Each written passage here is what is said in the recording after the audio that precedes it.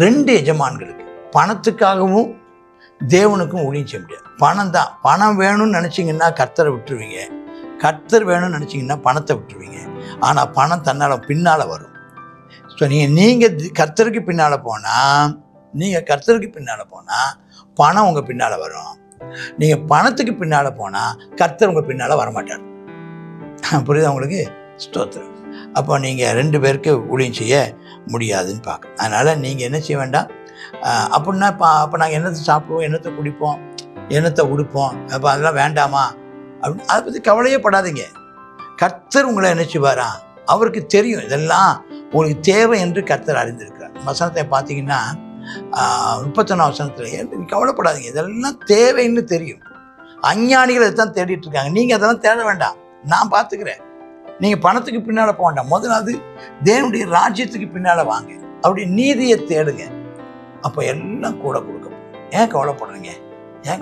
வாங்க. இந்த அழைப்பை கர்த்தர் நமக்கு கொடுக்கிறார். அவர் கிருபை என்றும் உள்ளது, அவர் கிருபை என்றும் உள்ளது. அவரை போற்றி துதித்து பாடி அல்லேலூயா என்றார் பரிபோம். அவரை போற்றி துதித்து பாடி அல்லேலூயா என்றார் பரிபோம். காரிருள் போன்ற கஷ்டங்கள் வந்தும் பாதையில் அவரின் பாதையில் ஒளியாய். காரிருள் போன்ற கஷ்டங்கள் வந்தும் பாதையில் அவரின் பாதையில் ஒளியாய். என்னை நடத்தினார் அவர் நல்லவர், அவர் கிருபை என்றும் உள்ளதே. என்னை நடத்தினார் அவர் நல்லவர், அவர் கிருபை என்றும் உள்ளதே. அவர் கிருபை என்றும் உள்ளதே, அவர் கிருபை என்றும் உள்ளதே. அவரை போற்றி துதித்து பாடி அல்லேலூயா என்றார் பரிபோம். அவரை போற்றி துதித்து பாடி அல்லேலூயா என்றார் பரிபோம். கர்த்தருடைய பரிசுத்த நாமத்திற்கு மகிமை உண்டாவதாக. மத்தேயு 6ஆம் அதிகாரம். யூத ஜனங்கள் நடுவில் ஒரு 3 காரியங்களை மனுஷர் காணணும்னு நினச்சி செய்கிற ஒன்று. வெளிச்சமாக இருக்கார். அவங்க செய்ய வேண்டிய மிக அத்தியாவசியமான சில அந்த கடமைகளில் ஒரு கடமை தர்மம் செய்வதல். தர்மம்னா பிச்சை இடுதல், ஏழைக்கு உதவி செய்தல், நன்கொடை கொடுத்தல், தர்மம் செய்தல். ஆனால் அது ரொம்ப முக்கியமானதாக கருதுனாங்க. 2வது உபவாசம் இருக்குதல், அதை பெருசாக நினைச்சாங்க. 3வது ஜெபம் பண்ணுதல், அதை முக்கியப்படுத்தினாங்க. அது மாதிரி 4வது அவர்கள் அதிகமாக செய்தது என்னன்னு கேட்டிங்கன்னா, வேத வசனத்தை கை கொள்ளுவது. வேத வசனத்தை கை கொள்ளுகிறவர்களாக, வேத வசனத்தையே தன் கையில் எழுதி கட்டி வச்சுருப்பாங்க, நெத்தியில் பொட்டிக்கில் வசனத்தை வச்சுருப்பாங்களாம். நாங்கள் வசனத்தின்படி நடக்கிற வேதபாரர்கள் அப்படின்னு காண்பிக்கிறதுக்காக தங்களுடைய காப்பு நாடாக்களை அகலமாக்கி அந்த ப்ளூ கலர் அந்த இளநீல நூலினுடைய தொங்கலை அதிகப்படுத்தியிருப்பாங்களாம். அப்படியும் இப்போ இந்த காரியங்களாம் செய்கிறவங்க இருக்காங்க. அப்போ சொல்கிறாரு, நீ தர்மம் செஞ்சாலும் சரி, மக்களுக்கு மக்களால் புகழப்படுறதுக்காக செய்யாதீங்க. இந்த மாயக்காரன் செய்கிற மாதிரி தாரை ஊதுவியாது. இப்போ ஒருத்தன் தர்மம் செய்யணும்னா இந்த ஸ்டிக்கர் ஒட்டி கொடுக்குறாங்க பார்த்தீங்களா, அதான் வேறு ஒன்றுமே இல்லை. கொடுக்கறது என்னவோ இலவசம், கொடுக்கறது என்னவோ அவளுக்கு கொடுக்கறது ஒரு தர்மம். ஆனால் தர்மம் கொடுக்குற நேரத்துலையும் ஒரு ஸ்டிக்கரை ஒட்டி Assembly of God, amen, phone number அதை கொடுக்குறோம். என்ன அப்படின்னா பிரயோஜனம்? அப்படி செய்கிறது இல்லை. ஸ்டிக்கர் ஒட்டி கொடுக்கறது இல்லை. ஒரு கை செய்கிறது, வலது கை செய்கிறது, இடது கைக்கு தெரியாமல் அவளுக்கு உதவி செய்வதல். சொந்த யாருக்குமே தெரியாமல் செய்கிறது. அதான் அப்போ அந்தரங்கத்தில் பார்க்குறப்ப இதாக வெளியிடும். அதே மாதிரி தான் ஜெபம் பண்ணும்போது நினைச்ச வேண்டாமா, எல்லாரும் பார்க்குற மாதிரி நின்று ஜெபம் பண்ணிட்டு நீண்ட நேரம். அதனால தான் நீண்ட நேரம் ஜெபம். தனி ஜெப நேரத்தில் நீயும் தேவனும் உன்னுடைய தனி ஜெப நேரம் நீண்டதாகவும், உன்னுடைய பொதுமக்கள் நடுவில் ஜெபிக்கிற பொது ஜெபம் சுருக்கமாகவும் இருப்பதாக. உன்னுடைய தனிப்பட்ட முறையில் நீங்கள் ஜெபிக்கிற நேரத்தில் நீங்கள் பண்ணுகிற ஜெபம், ஆமென், ஸ்தோத்திரம், நீளமானதாகவும் நீண்டதாகவும், ஸ்தோத்திரம், நல்ல போதுமான நேரம் எடுத்து நீண்ட ஜெபம் பண்ணுங்க. வேண்டாங்களே நீண்ட அவர்கள் என்ன செய்கிறாங்களா, நின்று ஜெபம் பண்ண விரும்புகிறாங்களா.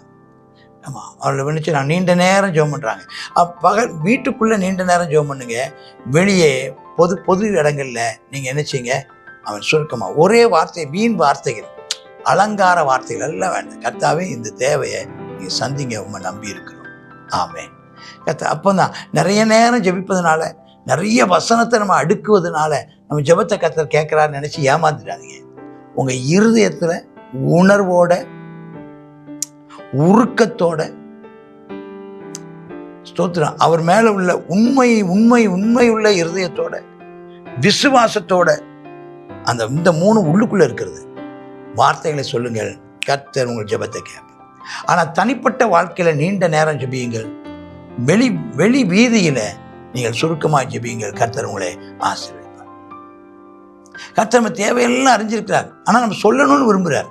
அதனால் ரொம்ப இந்த கதையெல்லாம் பேச வேண்டாம். அது அப்படி ஆண்டவரே இந்த ரூபா இல்லைன்னா அதை செய்ய முடியாது, இதை செய்ய முடியாது. இப்போ நான் தேவையில் இருக்கிறேன், இது என்னுடைய பிரச்சனை, நீங்கள் எனக்கு உதவி செய்யுங்க. அவர் தெரியும், ஆனாலும் அவர் நம்ம கேட்கணும்னு விரும்புகிறார். ஸ்தோத்திரம். ஏன்னா இந்த தேவையை நீனா சந்தித்து கொள்வாயா? ஒன்று உனக்கு இருக்கிறதான, நான் ஏற்கனவே உனக்கு கொடுத்துருக்கிறதான பலத்தினாலே, ஏற்கனவே நான் உனக்கு கொடுத்துருக்கிறதான ஐஸ்வர்யத்தின் நிமித்தம் நீ அந்த தேவையை நீயே சந்தித்து கொள்வாயா? இயல்பாகவே உன் தேவைகள் சந்திக்கப்படுமா? இதுக்கு மேலேயும் என்னுடைய உதவி தேவையாங்கிறது தான் ஆண்டவருடைய கேள்வி. நீ சொல்லணும், ஆம் ஆண்டவரே, நீ கொடுத்த ஆசீர்வாதங்களுக்காக நன்றி, ஆனாலும் அது எனக்கு போதாது, இன்னும் எனக்கு இந்த விஷயத்தில் எனக்கு உதவி தேவை, எனக்கு ஞானம் தேவை, இதில் எனக்கு எனக்கு எனக்கு வந்து ஒத்தாசை தேவைன்னு கேளுங்க. நிச்சயமாக கர்த்தர் தேவை சந்திக்கும். இப்படிதான் உங்களுக்கு கர்த்தருக்கு ஸ்தோத்திரம். அடுத்தது ஜெபம் பண்ண வேண்டிய விதம்னு சொல்லிட்டு அந்த பரமண்டலங்கள், அது ஒரு 30 நிமிஷத்தில் முடியக்கூடிய ஒரு ஜெபத்தை சொல்லி கொடுக்குறாங்க. பரமண்டலம் இருக்கிற எங்கள் பிதாவே, உடைய நாமம் பரிசுத்தப்படுவதாக, உடைய ராஜ்யம் வருவதாக, சித்தம் பரமண்டலத்தை செய்யப்படுவது போல பூமியிலேயும் செய்யப்படுவதாக. எங்களுக்கு வேண்டிய ஆகாரத்தை இன்று எங்களுக்கு தாரும். எங்கள் கடனாளிகளுக்கு நாங்கள் மன்னிக்கிறது போல எங்கள் கடன்களை எங்களுக்கு மன்னியும். எங்களை சோதனைக்கு உட்பட பண்ணாமல் தீமை நின்று எங்களை ரட்சித்துக் கொள்ளும். ராஜ்யம், வல்லமை, மகிமை என்றென்றைக்கும் உம்முடையவை. இதில் 7 வாக்கியங்களும் இருக்குது. முதலாவது, தேவனே உம்முடைய நாமம் மகிமைப்படுவதாக, பரிசுத்தப்படுவதாக. என்ன அர்த்தம் தெரியுமா? இந்த பூமியில் உம்முடைய நாமம் ஒவ்வொரு நாளும் தூஷிக்கப்படுது. உம்முடைய நாமம் ஒவ்வொரு நாளும் பரிசுத்த குலைச்சலாக்கப்படுது. உம்மை அறியாத ஜனங்களாலும் உம்மை அறிந்த ஜனங்களாலும் தேவனுடைய நாமம் பரிசுத்த குலைச்சலாக்கப்படுகிற நேரத்தில் நீங்கள் ஜெபம் பண்ணுங்க, உம்முடைய நாமம் பரிசுத்தப்படணும்ப்பா, அதுக்கு நான் எங்களையும் பரிசுத்தமாக்கும், இந்த சூழ்நிலைகளை மாற்றும் அப்படின்னு நம்ம ஜெபம் பண்ணணும். பரிசுத்தப்படுவதாகன்னு ஜெபம் பண்ணும்போது தேவனுடையதான வல்லமை இறங்கி வந்து அசுத்தங்களையும் அருவருப்புகளையும் அசூசிகளையும் தீட்டுகளையும் அகற்றும். அப்படிப்பட்டவர்களை கர்த்தர் நியாயம் தீர்ப்பார். பரிசுத்தப்படுவது, அது அவ்வளோ ஒரு பரிசுத்தப்படுவதாகன்னு சொல்லும்போது அதனுடைய அர்த்தம் என்னன்னு கேட்டிங்கன்னா, அது ஒரு நியாய தீர்ப்புக்கான அழைப்புன்னே சொல்லலாம். கர்த்தர் இறங்கி வந்து யுத்தம் பண்ணுவது, தேவனுடைய ராஜ்யம் யுத்தம் பண்ணுவது. 2, அதனுடைய ராஜ்யம் வருவதாக. 3, உங்கள் சித்தம். இன்னைக்கு இந்த பூமியில் நம்முடைய ராஜ்யம் இல்லை, இருளின் ராஜ்யம் இருக்குது, பிசாசின் ராஜ்யம் இருக்குது. ஆனால் அன்பின் ராஜ்யம் வரணும், மகிழ்ச்சியின் ராஜ்யம் வரணும், சமாதான ராஜ்யம் வரணும், நீதியின் ராஜ்யம் வரணும், வெளிச்சத்தின் ராஜ்யம் வரணும். அந்த ராஜ்யம் சித்தம் செய்யப்படணும். 3வது. 4வது, எங்கள் ஆகாரத்தை, எங்கள் தேவையை சந்திக்கும். 5வது, நாங்கள் மற்றவங்க மன்னிக்கணும். இது இயல்பா நம்முடையதான ரிலேஷன்ஷிப். 5வது. முதல் 3 தேவனோடு உள்ள ரிலேஷன்ஷிப்பு. அதுக்கு அடுத்து நம்முடைய சொந்த தேவை. அடுத்து என்னன்னா, அந்த மற்றவங்களோடு கூட இருக்கிற உறவில் என்றைக்குமே நமக்கு என்ன வருதுன்னா, அவங்க நம்மளை காயப்படுத்திடுறாங்க அல்லது நாம மற்றவங்களை காயப்படுத்திடுறோம்.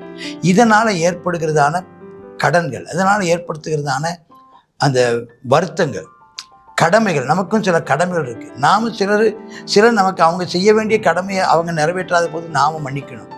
நாமளும் சில சமயம் நம்முடைய கடமையை நிறைவேற்ற தவறும் போது அவங்க மன்னிக்கணும். இந்த மன்னிக்கும் கிருபையை கேளுங்க. நீங்களும் மற்றவங்களை மன்னியுங்கள். ஸ்தோத்திரம். அதே சமயம் தேவனுக்கு முன்பதாக இருக்கிற கடன்களை கர்த்தர் மன்னிப்பு கேளுங்கள். இது நம்முடைய அன்றாடக ஜெபம். அடுத்தது, சோதனைக்கு உட்பட, இது பிசாசினத்திலிருந்து விடுதலை பெறுவதற்காக ஜெபம். ஆவிக்குரிய யுத்தம் நமக்கு உண்டு. பிசாசானவன் நம்மளை செயலிழக்க பண்ணுகிறான், நம்முடைய வேகத்தை குறைக்க பண்ணுகிறான், நம்மளை பலவீனப்படுத்த பார்க்கிறான், நம்மை சிறுமைப்படுத்த பார்க்கிறான், நமக்குரியதை திருடவும் கொல்லவும் அழிக்கவும் விரும்புகிறான்.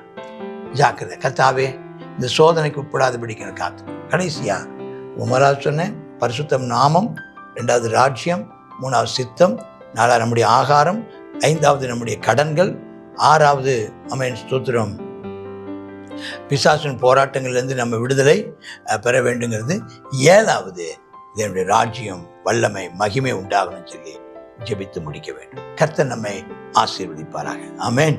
அடுத்ததாக 14ஆம் வசனத்தில் நாம மற்றவருடைய தப்பிதங்களை மன்னிக்கணும், பழி வாங்கக்கூடாது. மன்னிச்சிருங்க. நீங்கள் மன்னிச்சிங்கன்னா கர்த்தர் மன்னி. இதை மன்னிக்கலைன்னா பழி வாங்கும் எண்ணத்துக்கு போவீங்க. மன்னித்து விடுங்கள். அவர்கள் உணர்ந்து வருவார்களானால் அவர்களை சேர்த்து கொள்ளுங்கள். மனுஷனுடைய தப்பிதங்களை நீங்கள் மன்னிக்காட்டா உங்கள் தப்பிதங்களையும் அவர் மன்னிக்க மாட்டார். அடுத்தது உபவாசத்தை பற்றி சொல்கிறார். உபவாசம் பண்ணும்போதும் நீங்கள் வெளியே மற்றவங்களை பார்க்கணும்னு நினைக்காதீங்க. கர்த்தருக்கு மட்டும் தெரிகிற மாதிரி நீங்கள் நினைச்சிங்க உபவாசம். அடுத்து பொக்கிஷம், அந்த ஆண்டவர் கொடுக்கறத பற்றி ஆண்டு இதெல்லாம் முதல்ல தான தர்மம், 2வது ஜெபம், 3வது உபவாசம், 4வது கர்த்தருக்கு கொடுக்கறது. அப்புறம் பணத்தை பற்றி சொல்கிறார். இந்த பணம் அது என்ன செய்ய வேண்டாம், நீங்கள் பணத்தை கர்த்தரிடத்தில் சேர்த்து வைங்க அப்படின்னு சொல்லிட்டு, கண்ணானது விளக்கின் சரணம். நம்முடைய நோக்கம் சரியாக இருக்க வேண்டும், நோக்கத்தை சரிப்படுத்துங்கள் என்று கர்த்தருங்க சொல்றார். 2 எஜமான்களுக்கு, பணத்துக்காகவும் தேவனுக்கும் ஊழியம் செய்ய முடியாது. பணம் தான். பணம் வேணும்னு நினச்சிங்கன்னா கர்த்தரை விட்டுருவீங்க, கர்த்தர் வேணும்னு நினச்சிங்கன்னா பணத்தை விட்டுருவீங்க. ஆனால் பணம் தன்னால் பின்னால் வரும். ஸோ நீங்கள் கர்த்தருக்கு பின்னால் போனால் பணம் உங்கள் பின்னால் வரும். நீங்கள் பணத்துக்கு பின்னால் போனால் கர்த்தர் உங்கள் பின்னால் வரமாட்டார். புரியுதா உங்களுக்கு? ஸ்தோத்திரம். அப்போ நீங்கள் 2 பேருக்கு ஊழியம் செய்ய முடியாதுன்னு பார்க்க. அதனால் நீங்கள் என்ன செய்ய வேண்டாம் அப்படின்னா, அப்போ நாங்கள் என்னத்தை சாப்பிடுவோம், என்னத்தை குடிப்போம், என்னத்தை உடுப்போம், அப்போ அதெல்லாம் வேண்டாமா அப்படின்னு அதை பற்றி கவலையே படாதீங்க.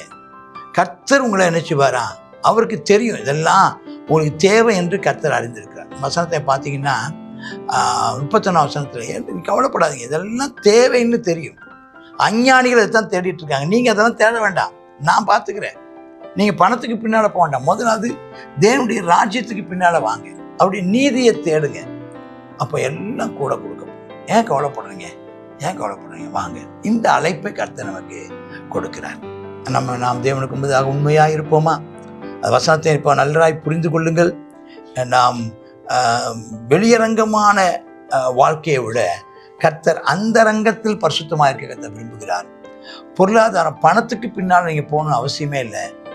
நீ கர்த்தரை பின்பற்றி போங்கள், உங்கள் தேவைகள் அனைத்தும் ஆச்சரியமாய் சந்திக்கப்படும். நீங்கள் செய்ய வேண்டியது தேவனுடைய ராஜ்யம், அவருடைய நீதி, இந்த 2லேயும் முக்கியத்துவம் கொடுங்கள். கர்த்தர் உங்கள் தேவைகளை சந்தித்து உங்களை அநேகருக்கு முன்பதாக உங்களை முன்மாதிரியாகவும் ஐஸ்வர்யவான் சீமானாகவும் கர்த்தர் உங்களை மாற்றுவார். ஆமேன், ஆமேன். God bless you.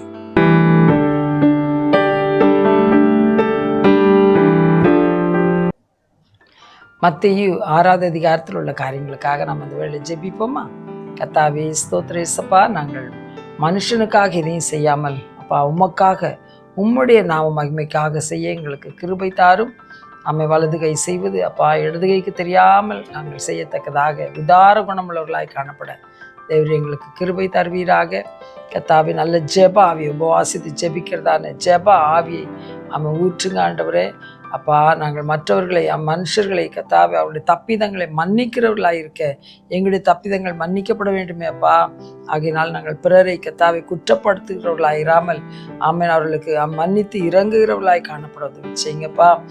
இந்த உலக பிரகாரமான சொத்து சேர்க்கறதுல நாங்கள் முக்கியத்துவப்படுத்தாமல் பரலோகத்தில் அப்பா பொக்கிஷங்களை சேர்த்து வைக்கிறதுல நாங்கள் அப்பா ஸ்தோத்திரம் எங்களுடையதான இருதயத்தை செலுத்த எங்களுக்கு கிருபை தருவீராக சொல்லி ஜெபிக்கிறோம். கர்த்தாவே, ஸ்தோத்திர. உலக பொருளுக்கும் அப்பா உமக்கும் ஊழியம் செய்கிறவர்களாக இராமல் கர்த்தாவே ஸ்தோத்திரம் 2 எஜமானுக்கு ஊழியம் செய்யாமல் அப்பா ஸ்தோத்திரப்பா உமக்கே, உம்முடைய நாம் மகிமைக்காக நாங்கள் வேலை செய்ய கிருபை தர வேண்டுமா ஜெபிக்கிறேன் இயேசப்பா. ஆமென் ஆண்டவரே. அப்பா ஸ்தோத்திரம். இந்த உலகத்தில் எங்களுடைய சரீர தேவைகளுக்காக அடிக்கடி நாங்கள் கவலைப்படாமல் எல்லாவற்றையும் நீர் அறிந்திருக்கிறப்பா. பரமபிதா எல்லாவற்றையும் நீர் தேவைகளை சந்திப்பீர் என்று சொல்லி நாங்கள் அறிந்திருக்கிறோமே அப்பா. கர்த்தாவே ஸ்தோத்திரம் இயேசப்பா. நீங்கள் சொன்னது போல முதலாவது தேவனுடைய ராஜ்யத்தையும் அவருடைய நீதியை தேடுங்கள், கூட கொடுக்கப்படும் என்று சொல்லப்பட்டது போல கர்த்தாவே நாங்கள் நம்முடைய நீதியையும் அப்பா ஸ்தோத்திரம் நம்முடைய ராஜ்யத்துக்கு அடுத்த காரியத்தை நாங்கள் தேட பிரயாசப்பட எங்களுக்கு நீர் அப்பா இன்னும் கற்றுத்தர வேண்டுமா ஜெபிக்கிறோம். நாங்கள் அதில் ஈடுபாடு உள்ளவர்களாய் காணப்பட கிருபை தாரும் கர்த்தாவே ஸ்தோத்திரம் இயேசப்பா. நாங்கள் நாளை தினத்துக்காக நாங்கள் கவலைப்படுறது இல்லைப்பா கர்த்தாவே உம்முடைய கரத்தில் வைத்திருக்கிறோம். நீர் அப்பா எல்லாவற்றையும் பார்த்து கொள்வீர் என்று சொல்லி உங்க மேலே எங்களுடைய பாரங்களை வைக்கிறோம். நீரே எங்களுடைய எதிர்காலங்களை எல்லாவற்றையும் பொருட்படுத்திக் கொள்வீர். அப்படியே செய்தரலும் இயேசுவின் நாமத்தில் ஜெபிக்கிறோம்.